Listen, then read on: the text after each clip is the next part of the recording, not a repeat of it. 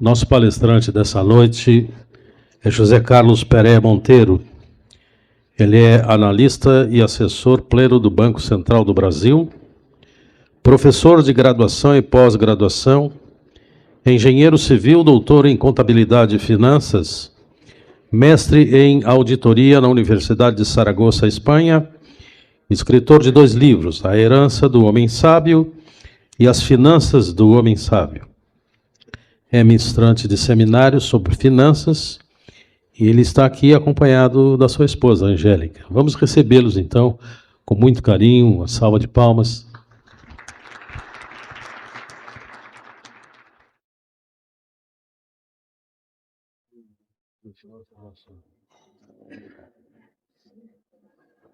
Aqui em cima. Boa noite. Bom, aqui, olhando daqui, a gente vê que, ô povo lindo vocês, muito bom. Eu nasci em Porto Velho, Rondônia, e meus pais, eles eram filhos de seringueiros, e eles se encontraram e decidiram, né, que como eles não tiveram oportunidade de estudar, eles decidiram que iam colocar os filhos para estudar. Eu me admiro dessa decisão deles, porque eles não tinham a menor ideia do que... Eu acho que eles não tinham a menor ideia do que isso ia... as consequências que isso ia ter. Então, eles... Papai ganhava pouco, e naquela época não tinha essa coisa de ficar com controle de natalidade, né? Era muitos meninos, nós éramos 7 filhos legítimos e mais 4 adotados. Então, éramos 11. Papai ganhava pouco, mamãe tinha que lavar roupa para fora para ajudar para criar a família, mas eles levaram muito a sério isso, e eles falavam para nós continuamente que nós tínhamos que nos formar, estudar, e o papai ia na escola, acompanhava de perto, e quando eu terminei o ensino médio, eu não via outra opção senão fazer uma faculdade. Só que lá em Rondônia, onde nós morávamos, não tinha faculdade, não era como hoje, graças a Deus, em todos os lugares, né? Tem boas faculdades, mas naquela época não era assim. Então eu tinha que sair, a faculdade mais próxima estava a 2.000 quilômetros de onde a gente morava. Aí nós conseguimos, como meus pais não tinham recursos, mais próximo, tudo bem. Como meus pais não tinham recursos, nós conseguimos uma ajuda no governo, e eu saí para estudar e fui estudar em Fortaleza, no Ceará. E quando eu cheguei em Fortaleza, meu sonho era ser engenheiro. Então, me dediquei a estudar bastante e consegui passar no vestibular para engenharia, que era o meu sonho. Quando eu vi meu nome escrito na lista dos aprovados, eu me lembro assim, que o meu pensamento foi assim: nunca mais eu vou ser pobre na minha vida, agora você é doutor. E aí, eu era muito tímido e também não tinha amigos nem parentes, né? Muito só. Eu ia regularmente sozinho lá para o restaurante universitário, pegava meu bandejão e ficava ali, fazia minhas refeições. Até que um dia eu peguei meu bandejão, sentei lá na mesa, comecei a almoçar, e veio uma jovem e sentou exatamente na minha frente. Quando eu vi, eu gelei, assim, porque eu tímido, né? E ela toda com o cabelo assim encaracolado, sabe? Parecia assim, a moda Gal Costa, né? Todo, e eu digo, ela deve conversar e tudo, o que é que eu vou dizer para ela, né? E aí eu fiquei ali, né? Entretido com o bife detetive, que é o que a gente dizia lá, no RU, que era frio com nervos de aço, né? Que era o bife delegado também dá para ser, né? Mas de repente veio uma mosquinha e veio para sentar no copo de leite dela, assim, sabe? E eu estava de cabeça baixa, quando eu vi aquela mosquinha rodear ali, que ia sentar na borda do copo de leite dela, foi assim um gesto automático, eu fui e abanei, a mosquinha voou, mas aí ela olhou para mim, eu olhei para ela, e 9 meses depois a gente estava casado.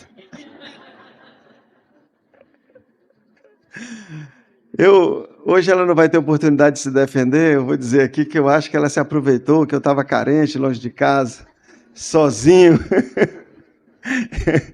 E aí, quando eu menos esperava, eu estava casado. Quando eu acordei um dia, estou casado. Né? E eu disse para ela, olha, quando eu me formar, eu quero voltar para Rondônia. Meu sonho era voltar para lá. Terra de mais oportunidades. Eu queria voltar também porque naquela época a gente saía para estudar fora, só voltava formado, era muito caro as passagens. E a família não tinha dinheiro, então eu fiquei 6 anos fora estudando. E eu queria voltar, e naquela época, quando a gente voltava para Rondônia formado, saía até no jornal, sabe? Voltou um filho da terra, né, formado. Vocês não sabem o que é isso. E eu tinha muito desejo de ser empresário, eu queria ter minha empresa de construção lá. Então, quando eu falei isso para ela estava tão apaixonada que, mesmo ela não sabendo direito para que lado ficava Rondônia, ela disse, não, eu vou com você. Para qualquer lugar ela ia. Então, quando eu me formei,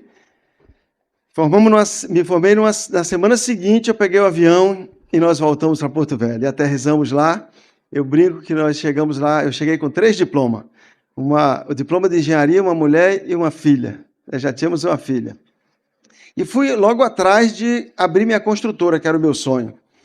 E regularizei a documentação, né? E cheguei em casa com aquele papel na mão, me sentindo o próprio empresário. Eu não tinha dinheiro, não tinha amigos importantes, nem tinha experiência. Eu só tinha um sonho e muita vontade de trabalhar. E aí foi assim que eu comecei, batendo de porta em porta, recebendo muitos não, né? O pessoal olhava para mim, eu tinha uma cara de menino, eu tinha 24 anos, mas parecia que tinha 18. Magrinho, ninguém dava nada por mim. E aí eu fui insistindo, consegui uma obra, conseguia 2, e a coisa foi até que aquele garoto, pela primeira vez, começou a ter um dinheirinho correndo na conta. E aí eu, lógico, fui aproveitar o que o dinheiro podia dar, né? Comprei uma casa, reformei, comprei um carro bom. E aí também, para mim, era muito natural eu sair com meus amigos depois do expediente. De vez, 1 ou 2 vezes por semana a gente saía para farrear. E nisso chegava pela madrugada e a Angélica me perguntava onde eu estava, o que eu estava fazendo, fazia um monte de pergunta difícil. E eu sempre tinha o argumento que eu estava em reunião, eu estava em negócios e que eu tinha muita coisa para resolver, por isso que eu tinha chegado àquela hora. Mas a Angélica, ela nunca foi assim, aquela ciumenta de ficar atrás, mas ela, às vezes eu achava que ela já tinha esquecido o assunto, de repente ela fazia uma pergunta, daqui a pouco ela fazia outra, quando eu menos esperava, eu estava me contradizendo. Eu acho que ela podia ser, assim, ela podia ser investigadora, né? Porque ela sabe fazer as perguntas assim. Não sei se as mulheres aqui gaúchas são assim, mas as baixinhas lá do Ceará não são brincadeira. Aí fazia umas perguntas, quando eu menos esperava, eu estava me contradizendo, e aí eu perdia o argumento, eu não tinha mais argumento, o que é que eu fazia? Eu gritava com ela, eu batia uma porta, falava alto, eu estou lutando, batalhando para dar a vocês o que eu não tive, eu quero dar uma condição melhor para meus filhos, para minha família, e você fica aí só me fazendo pergunta. E assim as discussões acabavam, porque a Angélica nunca foi de discutir, e eu achava que assim eu ia administrando. E eu ia crescendo profissionalmente. Eu achava muito bom aquilo, porque eu fazia muita divulgação dos meus empreendimentos nos meios de comunicação, então eu tinha também muito acesso, televisão, jornal e tudo. Eu estava me achando realmente no caminho certo. Tudo isso enchia muito meu coração. Mas, como todo negócio tem o seu tempo bom e o seu tempo ruim, não é? Não tem ninguém que só tem tempo bom. E eu entrei no empreendimento, até a Angélica não concordava com que eu entrasse nesse empreendimento, era um empreendimento muito grande, e eu também desafiado, porque eu dizia, não, eu quero crescer e eu não vou ficar preso, não é por medo, eu vou entrar. E entrei nesse empreendimento, e pela circunstância da economia, o que eu esperava que fosse acontecer não aconteceu, e as coisas deram errado, e eu comecei a ter problemas seríssimos que eu nunca pensei em passar. Primeira vez fui para a justiça, advogados, audiências, oficiais de justiça lá na empresa, e isso tudo me estressava cada vez mais. Eu cheguei até ameaças de morte por causa dessas demandas judiciais. Então, era uma coisa muito estressante, muito estressante. Isso acabou agravando mais ainda a situação em casa. Mais brigas, mais farras. Então, foi nesse meio tempo que eu soube de uma senhora que atendia políticos lá na região, e empresários também, e ela fazia serviços espiritualistas, e eu fui atrás dessa senhora. Eu estava vendo que eu não estava conseguindo resolver, e quem sabe alguém fazia ali um trabalho, uma coisa, né? E essa senhora, ela botou as cartas, búzios, e disse muita coisa que estava acontecendo comigo de fato, e eu fui a cachoeiras, encruzilhadas, cemitério, que você pensar, eu estava atrás de tentar encontrar uma solução para aquele cenário que eu enfrentava. Mas isso não resolvia, quer dizer, a coisa cada vez pior, as obras que eu pegava, elas não saíam, eu ganhava concorrência e a obra não saía, e eu ia ficando cada vez mais no sufoco, as obras que eu tinha contratado, o pessoal não pagava, parecia assim que tudo estava dando errado. E aí, nesse período, eu numa festa de carnaval com os amigos, eu decidi experimentar drogas. Eu nunca tinha experimentado, mas naquela festa já tinha bebido bastante. Talvez hoje, olhando para trás, talvez naquele período eu estava querendo alguma experiência que me tirasse um pouco do ar, de fato, diante das circunstâncias que eu vivia. E experimentei, e eu gostei da experiência. E no outro final de semana eu estava usando. Eu já comprei para usar. E depois eu percebi que já era no meio da semana. E com o passar dos meses, eu me surpreendi que todo dia, quando dava de meio-dia para tarde, eu já estava ansioso para chegar de noite, porque eu ia me drogar. Aí comecei a fazer viagens só a pretexto de me drogar. Eu ia dizer que era negócio, mas eu ia me drogar. E a empresa cada vez mais entregue na mão de terceiros, eu fui abandonando tudo, a coisa foi indo para o ralo, o casamento também. Eu evitava ao máximo acordar a Angélica quando eu chegava, então eu passei a dormir no quarto do meu filho, e a gente passou a dormir em quartos separados. Para a sociedade, para a família, parecia que a gente estava bem. Nós íamos para as reuniões sociais juntos e tudo, mas dentro de casa nós andávamos em caminhos completamente diferentes. A Angélica era funcionária da Caixa Econômica, cuidando dos nossos filhos. Nesse período nós já tínhamos, os outros filhos vieram, veio o Felipe, primeiro a Raquel, depois veio o Felipe, depois a Júlia, e ela cuidava dos meninos, e eu vivia nessa loucura, correndo atrás de tapar 10 garrafas com 7 rolhas, tentando encontrar a solução para o que não tinha, e cada vez mais estressado. Até que eu vi que, de fato, eu precisava de ajuda, que eu não estava conseguindo resolver sozinho aquela situação. Eu não tinha mais controle sobre aquela situação. E aí foi que eu percebi que os amigos que eu tinha não eram amigos que eu tivesse a coragem de contar para eles o que eu estava vivendo. Eu até era muito orgulhoso também naquele momento para dizer os problemas que eu estava vivendo para eles. Eram amigos de farra, a gente contava muita piada, mulherada, coisas assim, negócios, futebol, mas não tinha profundidade para dizer, olha, eu preciso de ajuda. Eu preciso de que alguém me ajude, porque eu estou indo por um caminho que não vai acabar bem. Então eu pensei nos meus parentes, eu não queria que meus pais soubessem, eu não queria que meus irmãos soubessem o que eu estava vivendo. Eu queria dar uma solução sem que ninguém soubesse, para que poupá-los de tudo isso e da minha vergonha também. Então, nesse momento, eu decidi contar para a Angélica. Contar para a Angélica isso não era fácil, porque eu sabia, a Angélica, para ela, essa questão de drogas era um tabu. E ela não sabia, ela não tinha ideia da dificuldade financeira que eu estava vivendo. Ou seja, nós vivíamos na mesma casa, mas eu não me inteirava da vida dela e nem ela da minha. Era assim como a gente vivesse, como a Angélica gosta de dizer, nós éramos como 2 linhas paralelas. Estávamos juntos, mas nunca nos encontrávamos. E aí eu sabia que ia ser um choque muito grande para ela dizer tudo isso. Mas aí eu não via outra alternativa, eu estava desesperado, eu precisava de uma solução. E aí um dia, depois de uma discussão com ela, eu contei tudo. E foi assim, tudo de uma vez, eu estou viciado em drogas, a empresa está falida, estou devendo muito, não tenho como pagar. Aquilo foi um choque para a Angélica. E o casamento já estava muito desgastado. Então, a reação dela foi dizer que havia acabado, que ela não ia mais continuar e que ela ia esperar terminar o ano letivo das crianças, ia pedir transferência da Caixa, ia voltar para Fortaleza, e eu que entrei nesse buraco, eu que saísse. E disse também uma coisa que me marcou muito. Ela disse: olha, eu não quero que os meus filhos saibam que o pai deles foi o homem que você é. Ou seja, aquele sonho, aquela paixão, não é? Tudo tinha acabado, e eu não vi outra alternativa senão sair de casa. Arrumei a mala, peguei um avião, fui para Boa Vista, em Roraima, mais para o norte, lá na fronteira com a Venezuela. Eu tinha uma irmã que se formou em medicina e ela estava lá, tinha uma clínica, e eu fui para lá, para a casa dela, na expectativa de sair daquele meio e começar tudo de novo lá, dar a volta por cima.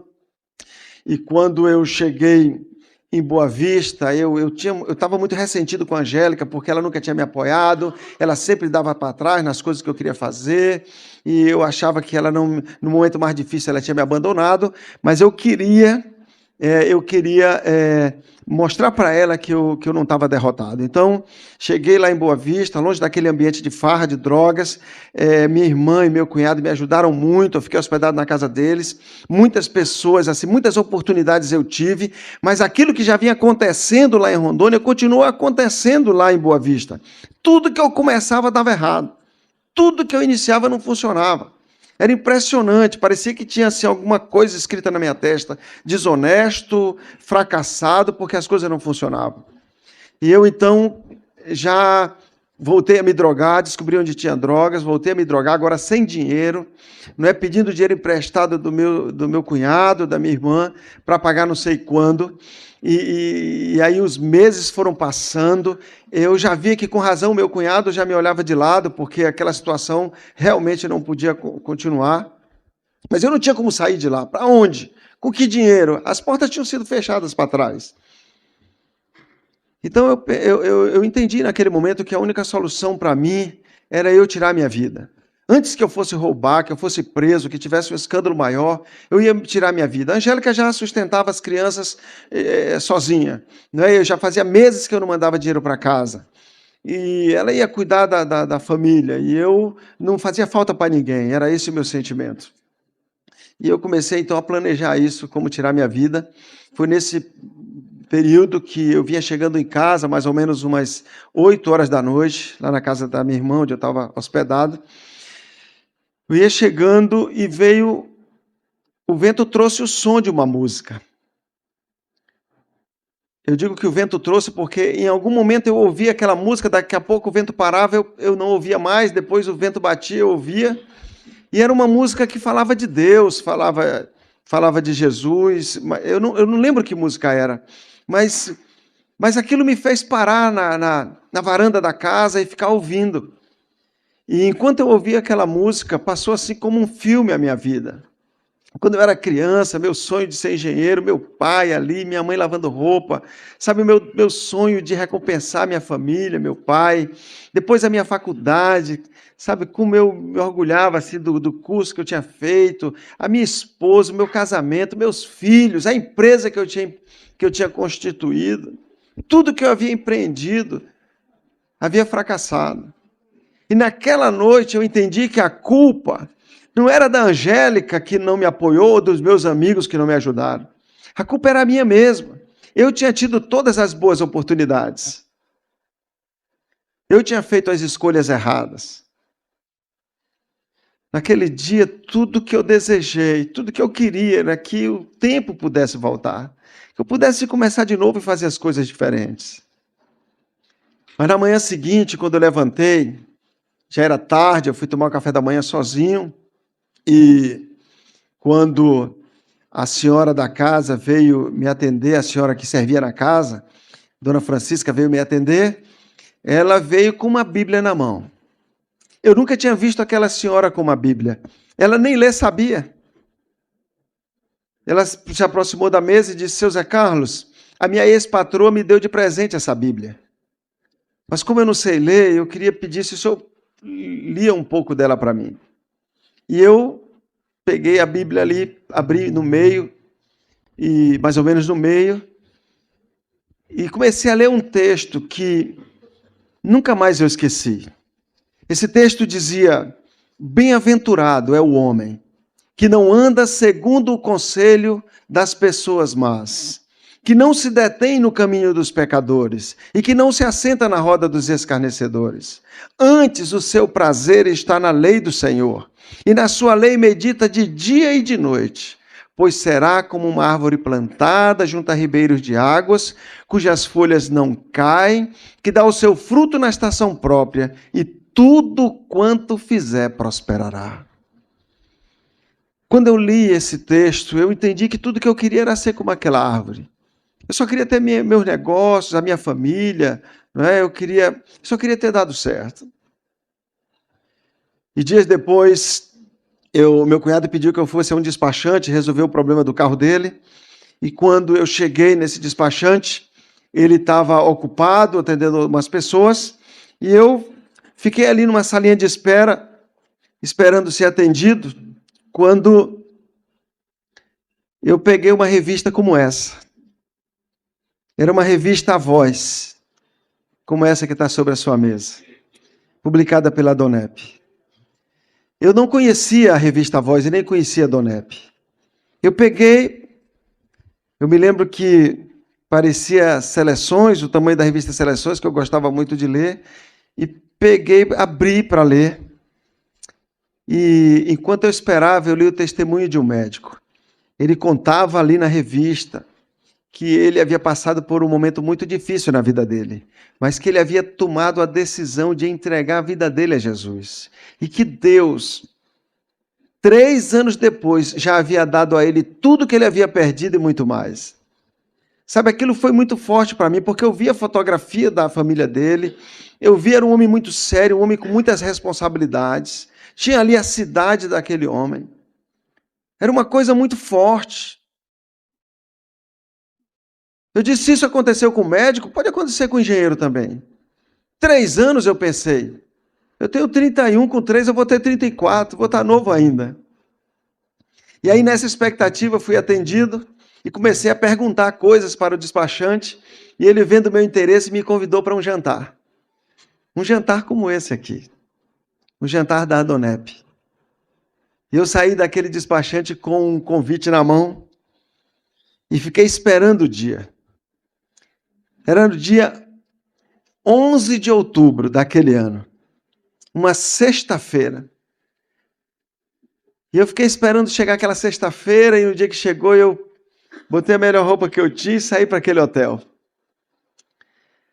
E quando eu cheguei, eu percebi assim, que um ambiente tão gostoso, né? Eu não vi bebida alcoólica, ali umas pessoas tocaram uma música, depois alguém foi à frente e começou a falar da sua experiência de vida.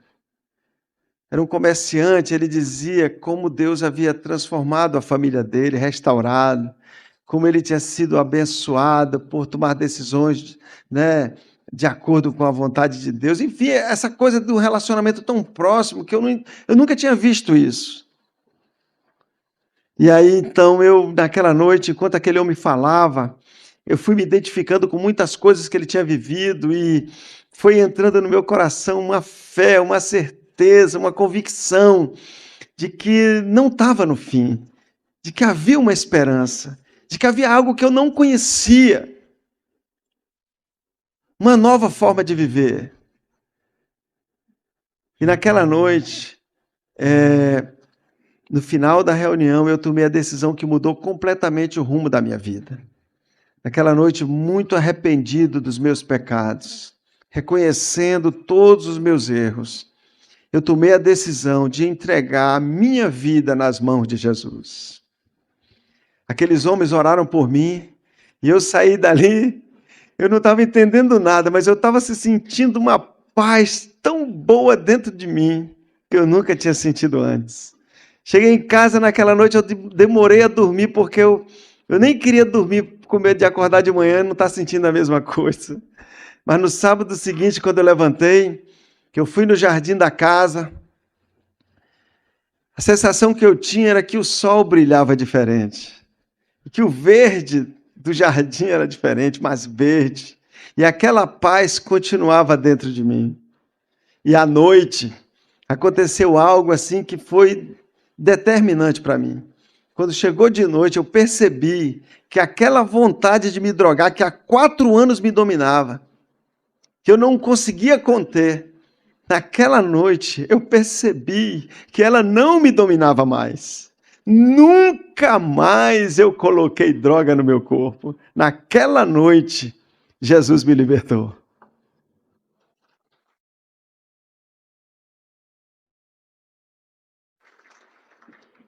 E aí eu disse, eu quero saber mais. Aí comecei a ler a Bíblia, comecei a andar com as pessoas que compartilhavam a mesma fé. Eu queria ouvir sobre Jesus, eu queria ler sobre ele. E comecei a praticar aquilo.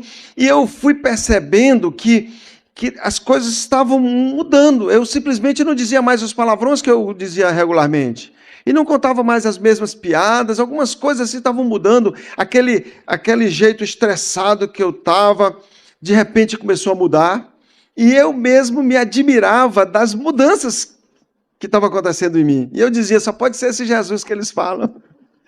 Porque era algo que não dependia de lógica, matemática ou científica, era algo que, de fato, ia além do meu entendimento.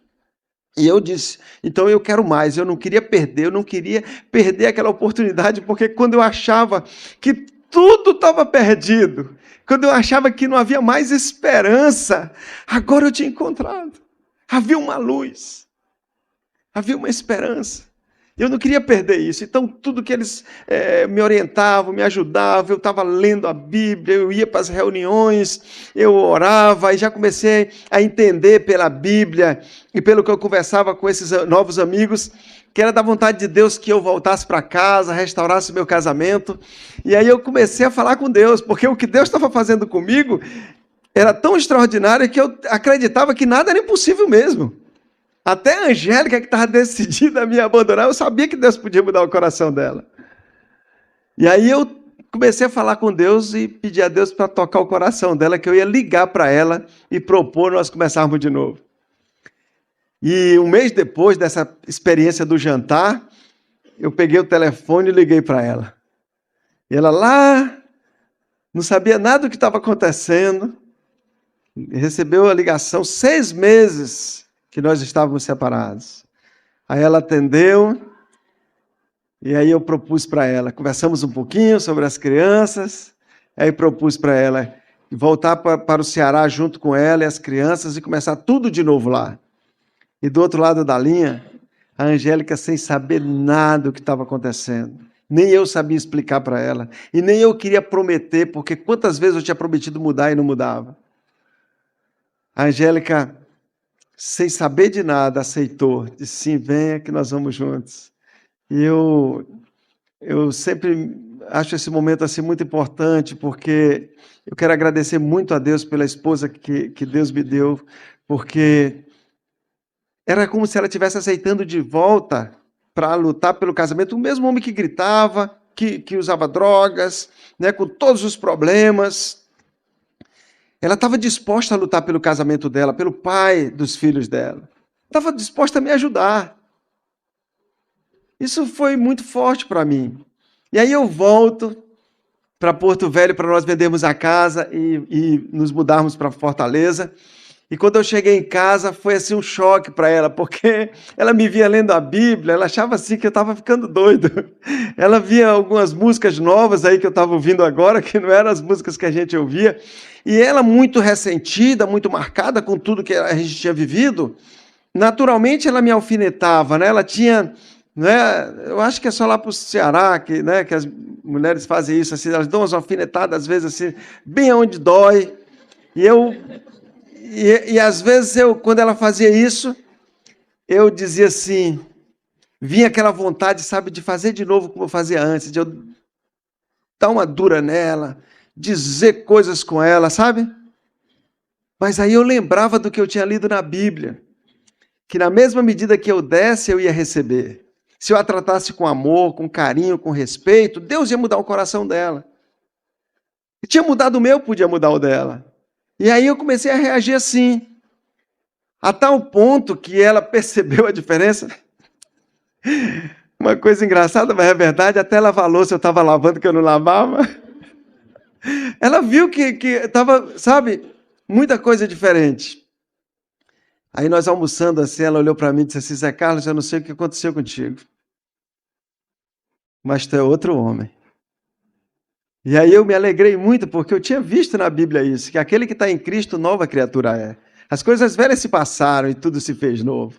Aí nós vendemos a casa, queríamos ir para Fortaleza para morar num bairro que nós já tínhamos morado antes, e comprar um apartamento que desse para a família com 3 filhos, né? 3 quartos, suíte, dependente para, enfim. E nós começamos a conversar sobre isso e eu sabia que o dinheiro que nós tínhamos vendido a casa, devido ao mercado não estar bom lá para aquela região, naquele momento, e também pelo próprio fato de a gente estar vendendo para se mudar, a gente nunca pega o preço que vale, né? Eu sabia que o dinheiro que a gente tinha era muito difícil comprar o apartamento que a gente queria lá em Fortaleza. Mas eu estava com tanta fé que eu disse para a Angélica, eu digo, Angélica, se nós orarmos, eu sei que Deus vai dar. E aí ela disse, aí é assim, só falar com Deus? Eu digo, Deus é. Eu digo, senta aí, diga para Deus aí onde é o apartamento. Ela foi dizendo, né? Quantos quartos, suíte e tal. E aí eu peguei o avião e fui para Fortaleza. Eu me lembro que nesse voo eu tive um sonho.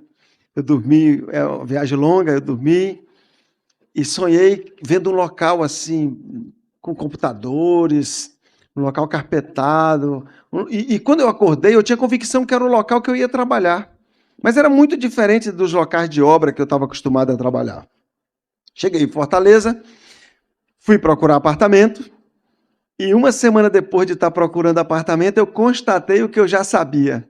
O dinheiro que a gente tinha não comprava o apartamento que nós queríamos. E agora o desafio era ligar para a Angélica e contar para ela que a primeira oração que ela tinha feito não tinha dado certo. Eu disse, como é que eu vou fazer isso, né?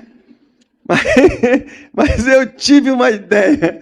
Peguei o telefone, liguei para ela e disse, Angélica, Deus vai dar o apartamento que a gente pediu. E ela ficou animada, é mesmo? Eu digo, só não é agora. Como não é agora? Deus tem tempo para tudo, Angélica. Aí é assim, tem o tempo? Eu digo, tem. Aí nós, então, combinamos que íamos comprar um apartamento menor.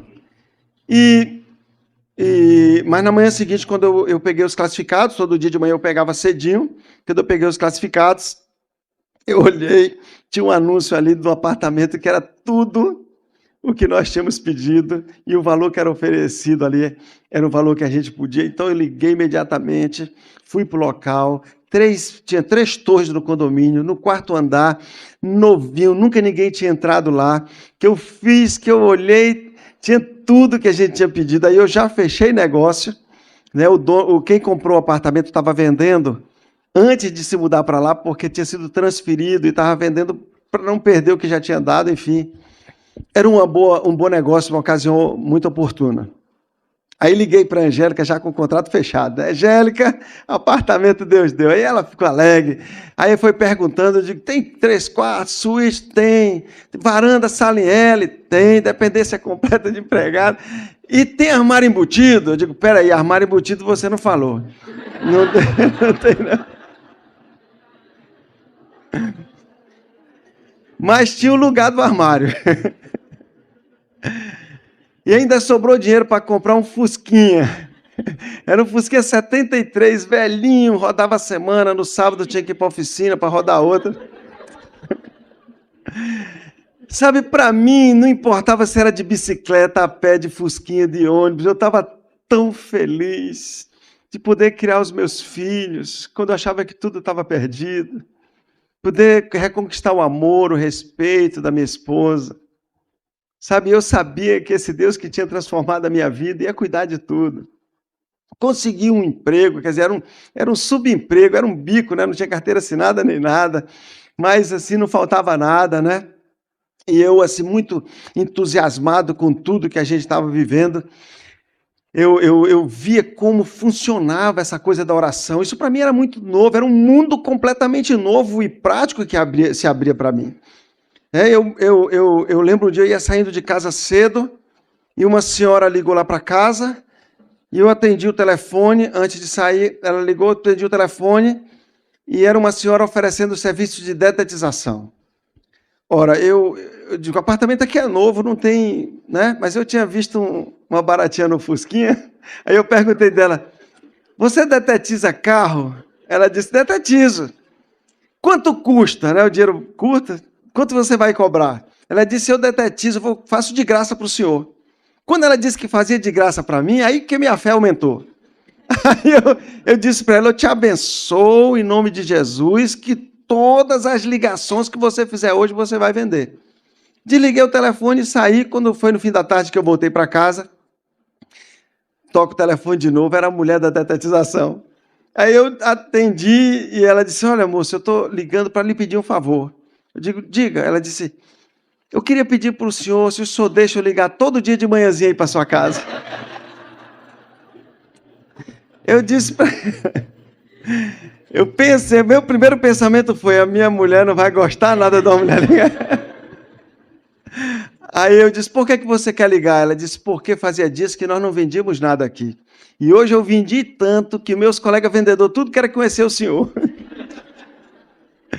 Então isso era uma das coisas. Outro episódio que aconteceu naquele período, tinha uma senhora doente, que era meio parente da Angélica.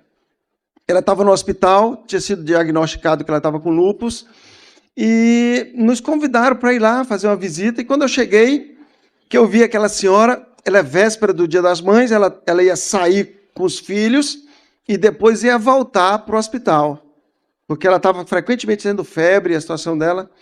E aí eu, com muita fé, eu falei para ela, eu disse, olha, eu orei com ela e disse assim, a senhora vai sair daqui, mas a senhora não volta mais, porque a senhora está curada. E ela nunca mais voltou para o hospital. Então era algo assim muito, muito extraordinário. Um mundo novo que eu não conhecia. Eu via que o que estava na Bíblia, que eu não conhecia antes, funcionava, era prático, era real. Então eu queria estar o quê? Era na Donep, eu queria estar com os amigos que também compartilhavam a mesma fé que eu. E a Angélica queria levar a vida dela normal, como sempre ela levou. Não é? Ela sempre gostou muito de shows, cinemas e tal. E aí começamos a ter conflito, porque eu ia para um canto, ela ia para outro, e eu via que isso não ia dar certo. Então um dia eu decidi que eu ia abrir mão. Até eu lembro de uma frase que ela disse, tu está anulando nossos finais de semana, né? Ninguém vai mais para a praia, ninguém mais... Enfim, aí eu digo, não, peraí, está errado isso. Aí eu comecei a acompanhar a Angélica nos lugares que ela queria ir, abrir a mão dos lugares que eu queria. E eu ia, assim, nada demais, eram lugares bons. Eu me lembro um dia que a gente foi para um show, era uma banda, e era assim num parque, muitos jovens, assim, muita gente, bebida e tal, aquela alegria toda, e ela baixinha, eu tinha que colocar ela aqui no tum-tum, né? Tum-tum lá no Ceará e botar aqui nos ombros, né? E ficar dançando lá, né? E ela dançando com a mão para cima, e eu dançando aqui, só que enquanto eu dançava, eu orava, eu dizia, Senhor, eu estou aqui, mas não sou daqui. A minha família não é daqui.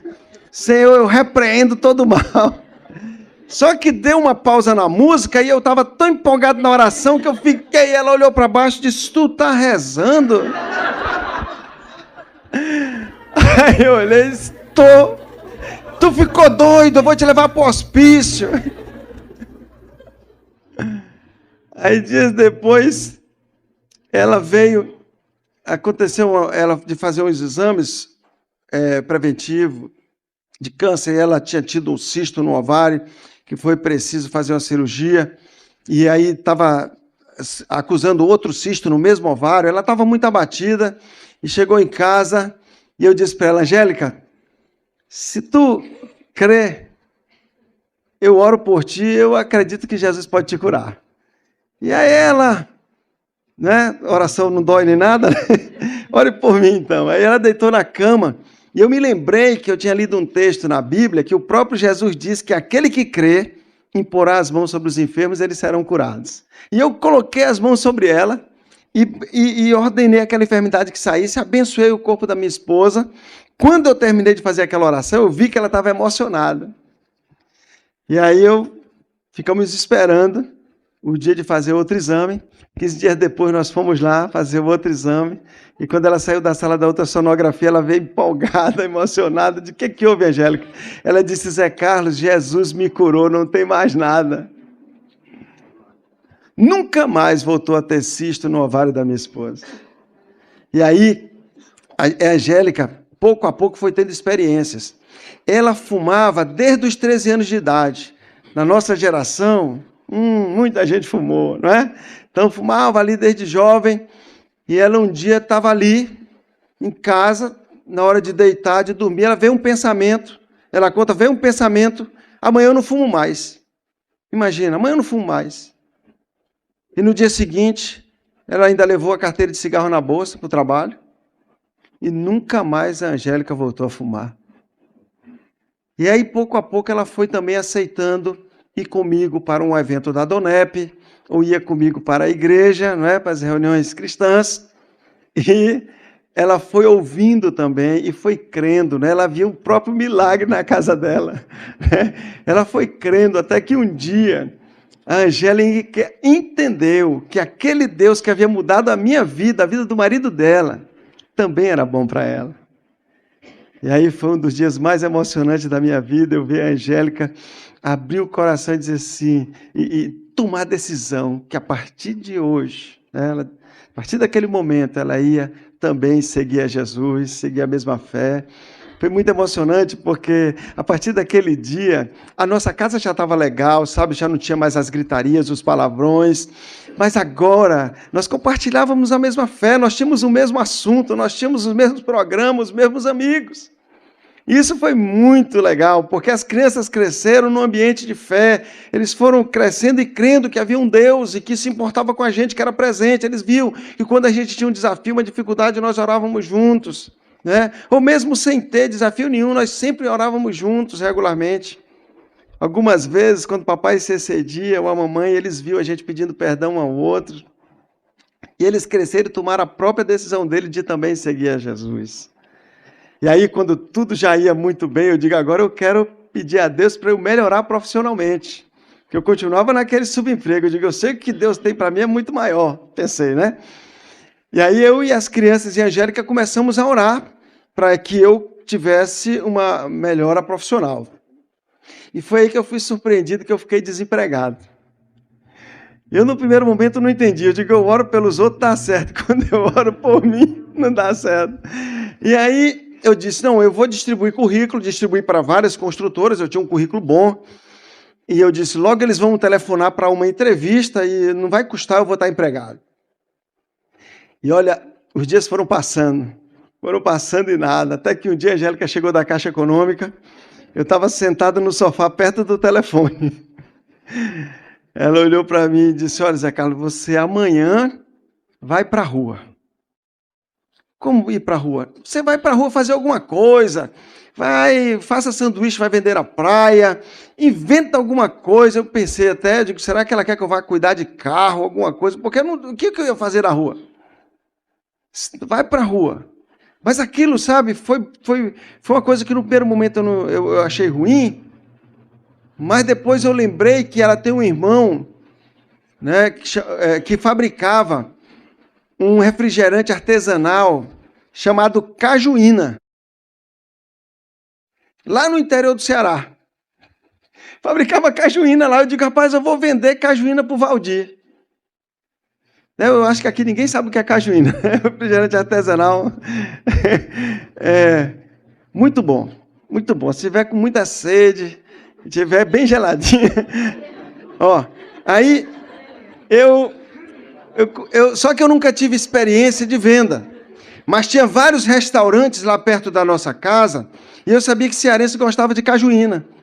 Aí eu peguei, eu digo, vou vender cajuína aqui nesses restaurantes. Só que assim, eu não tinha experiência de venda, mas eu sabia que Jesus podia me ajudar em tudo. Aí o que eu fazia? Eu botava as caixas no chão, todo dia de manhã, antes de eu sair, botava aquelas caixas lá na garagem, botava as mãos sobre a caixa e dizia, Senhor, abençoa essas cajuínas, abençoa para que quando o freguês chegue lá, ele só pense em cajuína. Quando ele entrar no restaurante. E aí a pessoa repreende a Coca-Cola, repreende a Pepsi. Eu comecei a vender, distribuir cajuína. E aí o pessoal começou a me... Eu percebi que eu estava prosperando na cajuína, porque antes de eu ir lá oferecer, o pessoal já começou a me ligar. Eles não sabiam o meu nome, me diziam assim, é o senhor da cajuína? Eu digo, é o da cajuína. Acabou a cajuína, traga mais. Eu digo, Angélica, eu estou prosperando na cajuína. Aí eu digo, eu vou abrir um depósito. Eu comecei a procurar um lugar, e enquanto eu procurava um local, já pensando em abrir um depósito de bebida, né? Eu já ser empresário. E eu entrei num restaurante, entreguei uma caixa de cajuína. Enquanto eu esperava o pagamento, eu folhei um jornal que estava no balcão, e eu vi um edital de concurso para o Banco Central do Brasil, analista, nível superior. Aí eu pensei, eu digo, já pensou da cajuína para o Banco Central? Afinal, eu ainda sou engenheiro, né? Quem sabe eu faço esse concurso? Aí eu recortei e cheguei em casa com essa novidade. Eu sempre fui o sonhador lá em casa, né? Sempre tive os sonhos, e a Angélica sempre foi o contraponto, né? Ali para botar os pés no chão. Cheguei em casa, digo, Angélica, o que tu acha de eu fazer o concurso do Banco Central? Ora, eu tinha parado de estudar há 10 anos. Tinha 14 matérias aquele concurso. 8 delas eu nunca tinha estudado antes. 5 matérias de direito, contabilidade, administração e economia. Eu nunca tinha visto isso. Tinha 2 meses para me preparar. A Angélica tinha todos os motivos para dizer assim, Zé Carlos, tu está indo tão bem na cajuína. O que tu está inventando, né? Mas ela tinha aprendido, né, que uma das coisas que a gente aprende na Donep, a gente aprende muitos segredos que ajudam muito a gente na vida prática. E uma das coisas, ela aprendeu o valor e o poder e a força que tem quando uma esposa está unida com o marido num sonho. Quando se unem, os dois sonham juntos. E aí, ela disse, faz o concurso, nós vamos orar e eu creio que Deus pode nos dar essa vitória, né? E aí eu comecei a estudar, eu ia 8 horas da manhã para a biblioteca, ficava até meio-dia eu saía, ainda distribuía umas cajuínas, almoçava, voltava 2 horas, aí ficava até às 18 horas na biblioteca, de lá eu me matriculei num curso preparatório, ia para o curso à noite, então assim foram 2 meses intensos. E eu percebia, né, as crianças nesse período oravam mais do que, porque eles já ficando adolescente, os meninos queriam ir para o Beach Park caro demais. Eu disse, olha, vendendo cajuína não dá não, mas se o papai passar no concurso, eu acho que vai dar. Aí que os meninos oravam, sabe? Me ajudava a minha oração. Então, eu percebia que eu estava aprendendo matérias que eu nunca tinha estudado, direito, eu fazia as provas anteriores e fazia todas as questões. Eu me admirava com aquilo. Gramática, que quando eu fui fazer engenharia, eu disse, eu nunca mais estudo isso na minha vida. Eu tinha horror à gramática. Comecei a ver que sabe, a própria Angélica, que sempre foi muito boa em gramática, e eu o contrário, eu conversava com ela, ela disse, poxa, tu está sabendo mais do que eu. Então isso era algo extraordinário que estava acontecendo. E eu cada vez me animava mais, porque eu fazia as provas anteriores e via como funcionava. Chegou o dia da prova, fiz uma excelente prova. Fiquei esperando, eram 16 vagas. Olha, e cearense, o que tinha de cearense estudando, e cearense é cabeção para concurso, que não é brincadeira. Está cheio de cearense lá em Brasília dos concursos que eles fazem. Então, assim, e eles estudando, e eu digo, rapaz, só tem 16 vagas, vamos ver como é. Fiz a prova e fiquei esperando o resultado. Aí nós estávamos numa convenção da Donep no Rio de Janeiro, em julho, e num intervalo lá das palestras e das músicas, eu resolvi ligar lá para casa para saber como as crianças estavam. Estava só eu e a Angélica. E liguei lá para casa. Quem atendeu foi meu filho Felipe, meu filho homem, meu amigão. E o Felipe atendeu, e já quando ele atendeu, viu que era eu, muito emocionado, disse, papai, o teu nome está no jornal. Eu disse, o que houve, meu filho? Ele disse, papai, tu tirou em 5º lugar no concurso do Banco Central. Muito legal. Até hoje eu emociono, porque sabe, explodiu dentro de mim aquela alegria. Eu digo, meu Deus, que coisa. E na hora que veio aquela alegria, eu pude, assim como uma voz dentro de mim, Deus falando, eu te coloquei lá. Eu te coloquei lá. E aí, dia 6 de setembro daquele ano, 94, eu tomei posse no Banco Central. Agora, 6 de setembro, fez 22 anos. Naquele 6 de setembro eu entrei. E dias depois eu estava trabalhando no Banco Central. E duas coisas eu me lembrei. Eu me lembrei do sonho do avião, que eu tinha tido há 3 anos antes, que eu já tinha esquecido. Era aquele lugar que Deus tinha me mostrado no sonho. E Deus me fez também lembrar o testemunho do médico. Estava fazendo 3 anos que eu tinha decidido entregar minha vida a Jesus. E eu podia dizer, como aquele médico disse, Deus tinha me dado muito mais do que eu havia perdido.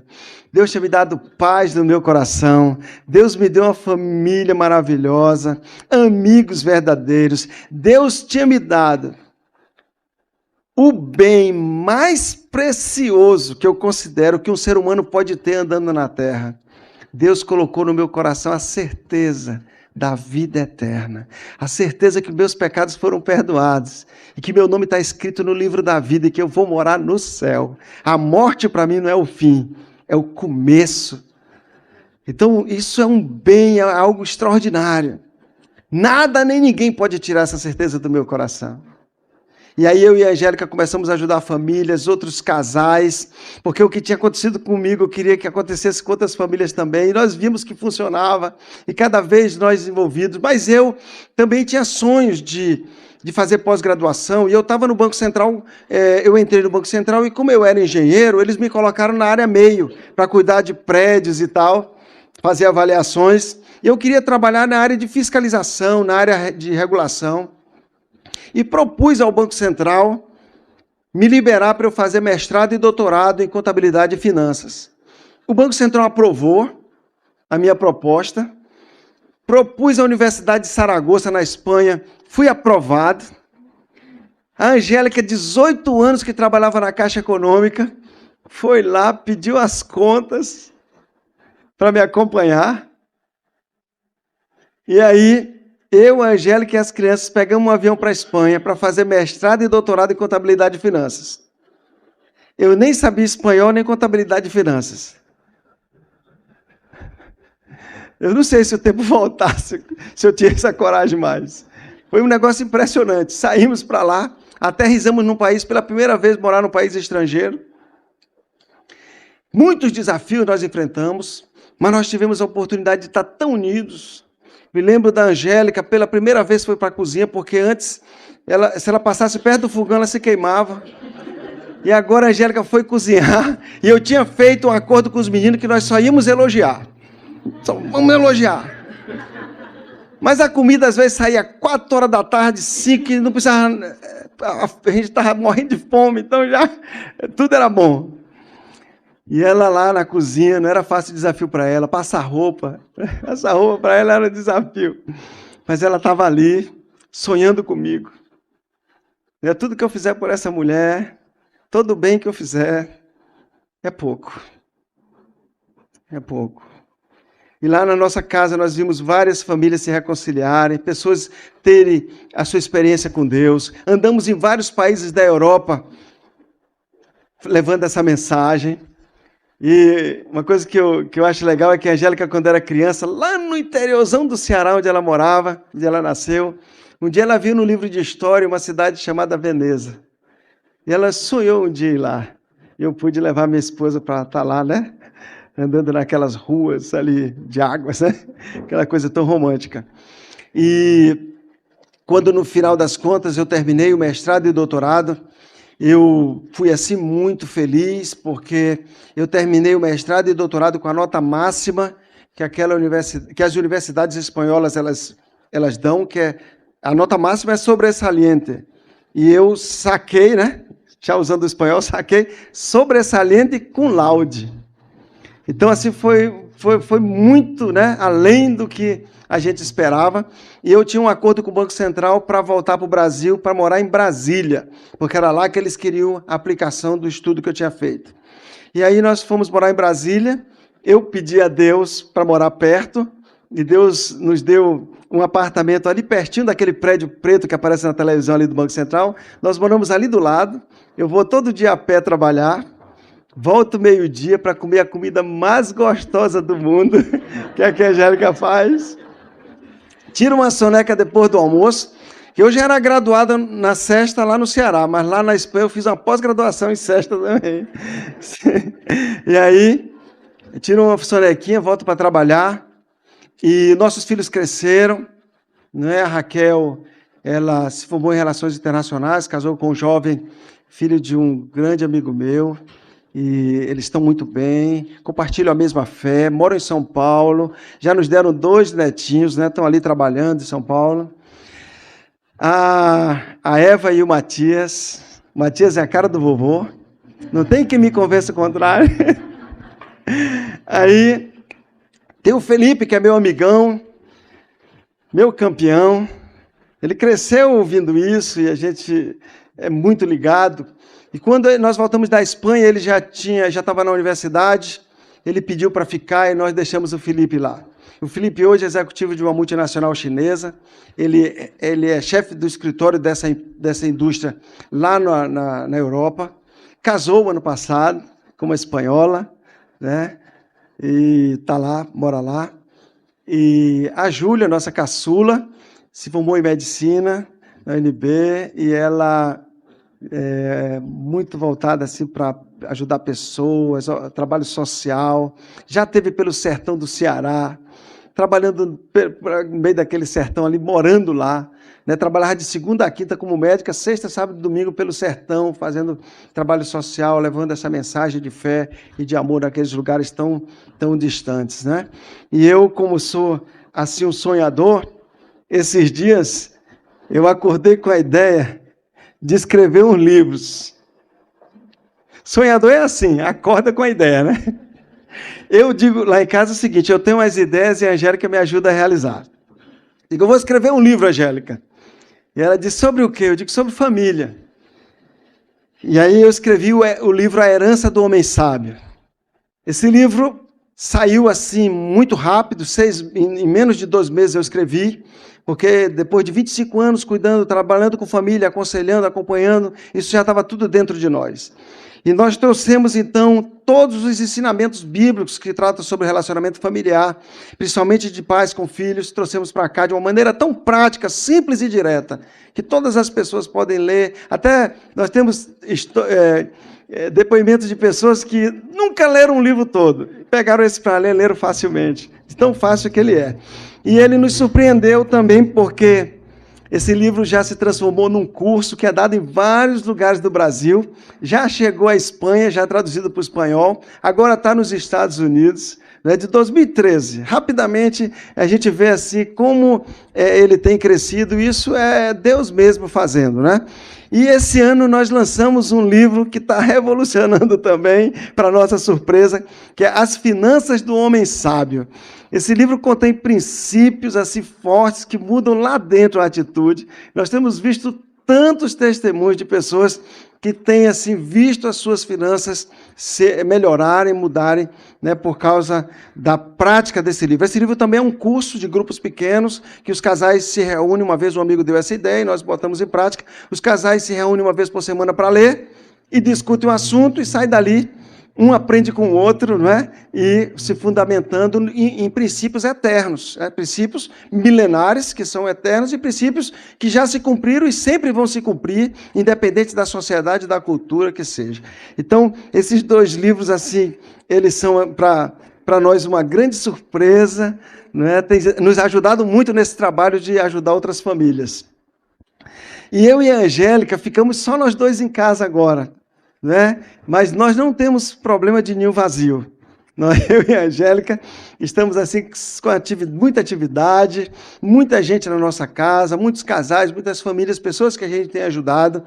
E nós, eu digo que e esse é o meu sentimento e a verdade, que hoje eu estou muito mais apaixonado pela minha esposa do que eu era quando eu casei com ela, né? Sou apaixonado por ela, amo, respeito, tenho um carinho muito grande por ela. E hoje, Hoje eu me sinto como uma árvore plantada junto a ribeiros de águas, cujas folhas não caem e dá o seu fruto na estação própria. E tudo que eu tenho feito, tudo que eu tenho colocado as mãos para fazer, Deus tem feito prosperar.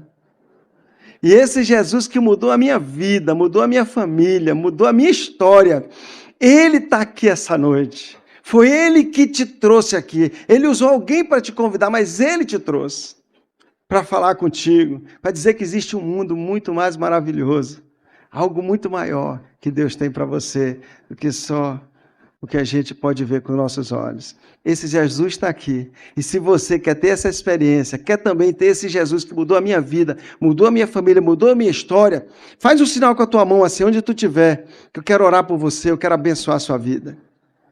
Deus te abençoe, Deus te abençoe, Deus te abençoe, Deus te abençoe, Deus te abençoe. Cadê? Eu quero ver sua mão. Deus te abençoe, Deus te abençoe, Deus te abençoe, Deus te abençoe. Isso, com a mão levantada assim, só para... Você que está com a mão levantada, baixa a sua mão e fique de pé, por favor. Você que levantou a mão, baixa a sua mão e fique de pé, que eu quero fazer esse momento de oração contigo. Que bom. Só você que levantou a mão, eu quero que você fique de pé. Ok. Eu quero...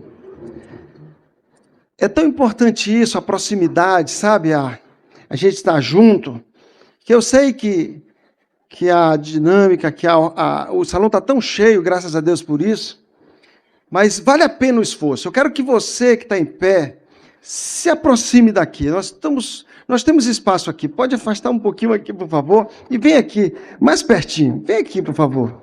Chega aqui perto, dê um passo, vai valer a pena. Nós vamos orar junto. Angélica, vem cá para dar um abraço nessas mulheres lindas que estão aqui. Isso, venha mais, venha, isso. Aqui meus sobrinhos, meu cunhado. Venha. Isso, vai valer a pena. Se aproxime aqui. Pablo. Muito bom. Obrigado. Venha, isso. Se aproxime. Dá um passo. Vocês vão ver que vai. Venha. Isso. Dá um espaço para esses amigos que estão chegando aí. Tem muita gente chegando aí. Gilson, fica mais aqui assim. Vamos afastar aqui, Pablo. Isso, vamos... Obrigado. Venha, eu quero vocês aqui pertinho. Nós vamos fazer uma oração. Ó, existe um... Eu vou dizer uma coisa aqui que vai se cumprir na vida de cada um de vocês que está aqui na frente. Eu vou abençoar a vida de vocês. Bendito serás tu na cidade e bendito serás no campo. Bendito o fruto do teu ventre, o fruto da tua terra e o fruto dos teus animais. Bendito o teu cesto e a tua amassadeira.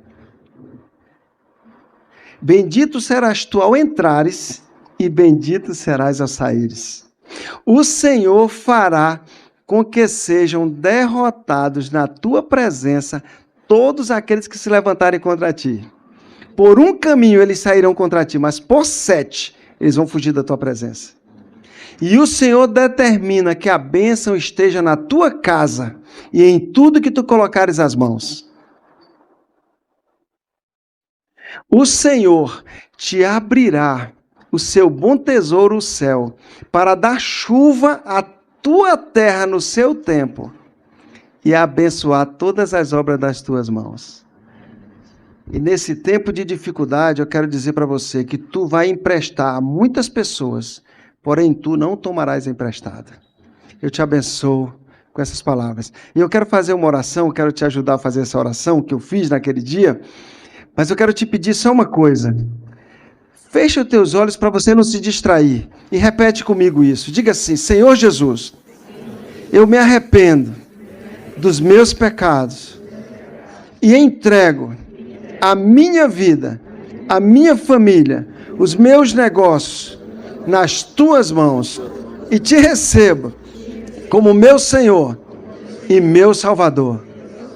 Amém. Deixa eu orar por vocês. Pai, eu abençoo. O Senhor está me mostrando aqui que tem 2 pessoas que estão dependendo de remédios aqui. Hoje você vai dormir, vai ter que botar despertador para acordar amanhã. Vai dormir bem. Não dependerá mais de remédio para dormir. E nem de remédio para depressão. Deus está libertando hoje. Eu te abençoo com essa libertação. Eu abençoo com longevidade. Que nenhum de vocês morrerá prematuramente, mas cumprirão todo o propósito de Deus que os criou aqui na terra. Eu os abençoo com paz na família, com longevidade, com alegria, com prosperidade. Em nome de Jesus. O Espírito de Deus entra dentro de você agora. O Espírito Santo entra dentro de você agora, trazendo uma paz que você nunca sentiu antes. Você vai voltar diferente do que você veio. O Espírito Santo entra dentro de você e vai te guiar continuamente. E vai fortalecer os teus ossos. E tu serás como um jardim regado e como um manancial cujas águas nunca vão faltar. Eu te abençoo em nome de Jesus. Amém. Tem um presentinho para você que nós temos aqui. Eu queria que a Angélica me ajudasse. A todos vocês recebam esse presente. Eu quero aproveitar esse momento aqui também para agradecer ao convite para estar aqui. Mas eu quero fazer um agradecimento, presidente Humberto, muito especial à minha família. Deus me deu sobrinhos tão preciosos aqui no Sul. Que tem sido assim, sabe, eles se organizaram para todos eles estarem aqui. Eu sei que uma agenda de vocês não é fácil. Vocês fizeram um esforço. Vocês vieram, sabe, eu vou voltar muito abençoado por isso. Vocês são preciosos, muito obrigado. Muito obrigado a cada um de vocês. Eu sei que Deus recompensará, abençoará muito vocês. Por isso e muitas outras coisas. Meu cunhado aqui também, sempre me recebendo com tanto carinho. Muito obrigado. Muito obrigado a todos vocês. Que Deus os abençoe. Nós vamos estar aqui à disposição. Quem quiser uma dedicatória no livro, pega lá. A gente faz uma dedicatória para você. Posso fazer uma oração com você também. Né? Você fique bem à vontade. Estou aqui para lhe servir. Hoje é o primeiro dia. O primeiro dia do resto da tua vida. Coisas novas acontecerão a partir de hoje. Em nome de Jesus. Amém.